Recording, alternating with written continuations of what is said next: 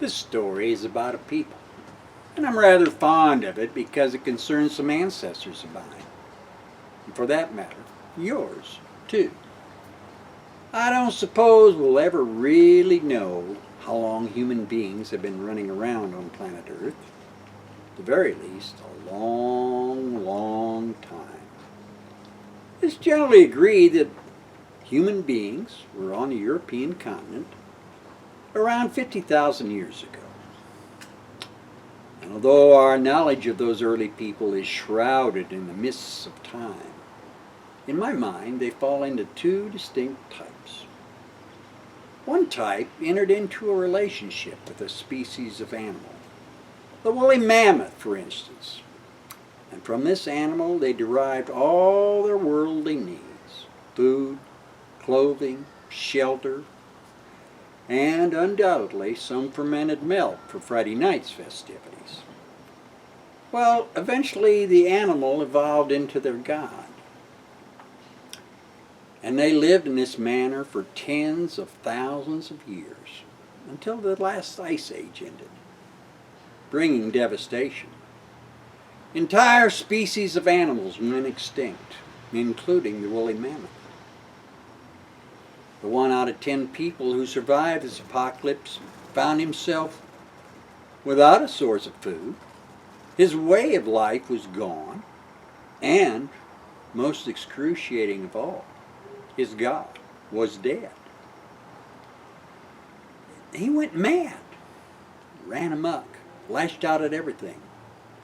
The few remaining survivors joined together to form these marauding bands of barbarian warriors. They wandered and fought, and their way of life was battle and power over others. And they grew in numbers over hundreds of years until they encountered the other type. And during all this time, they found a new god, the god of war. Now the other type lived a more varied lifestyle. They meandered around the European continent until they located sources of food, nuts, berries, myriad of things. And over time they came to the conclusion that Mother Earth supplied all their needs, and so she became their god.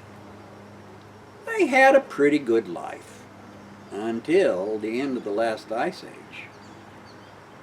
But they still had their sources of food, they still had their way of life, and most importantly, they still had their God. So they picked up the pieces and continued on as they had done for untold generations. Somewhere along the line, one of the others, probably one of the lazy ones, said to himself one morning, "You know, I'm sick and tired of walking 11 miles to pick raspberries. I'm going to pull up this plant and stick it in the ground next to where I sleep." And he did. And lo and behold, agriculture was born. And it blossomed into these communal herds of domesticated livestock, fields of grain, followed by granaries to store the excess. And because they all joined together to get the work done, leisure time became available. Arts and sports came into being. Trade flourished between cities. There had never been a war. There was no reason to build walls. They existed in a joyous, prosperous, contented, wonderful life. And through it all, they worshiped their God, the great Mother Earth. It was a very good life. Until that awful day when the others walked out into the street and looked up it and saw this thundering herd of gigantic, kicking, biting, snarling, four-legged monsters pulling these carts full of screaming men who were waving these long, flat, shiny sticks and, well, the War God people and the Mother Earth people met each other. The result? The almost complete annihilation of the other's idyllic culture.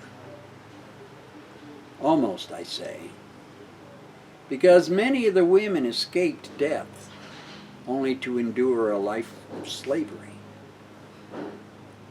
And the children of that dastardly marriage are our ancestors.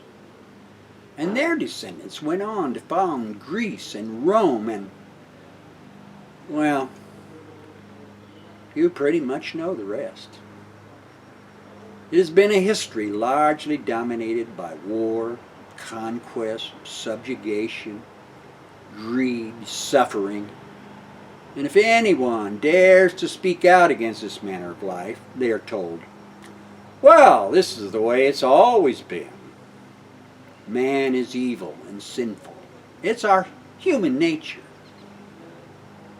Well, that's really only partially true, because the blood and the spirit of the others also runs in our veins and in our souls. And it demands compassion, community, cooperation. But because we've been told that this is the way it's always been, we push those feelings down and instead embrace the chaos of madness that surrounds us. It appears to me that we could make a choice. When feelings of anger and resentment rise up, we could push those down and instead nurture the good that runs in the very marrow of our souls. And if everybody would do that, then maybe once again we could achieve our true ancestral heritage and enjoy an existence that was joyous, prosperous, carefree, wonderful life. And wouldn't that be very, very good? So, Mama Chicken, sitting in a cage, crowing like a rooster. It's coming, saith the sage. It's coming in the morning when the sun is shining bright. It's coming in the evening with the shadows of the night. Change, change. Do choose to change.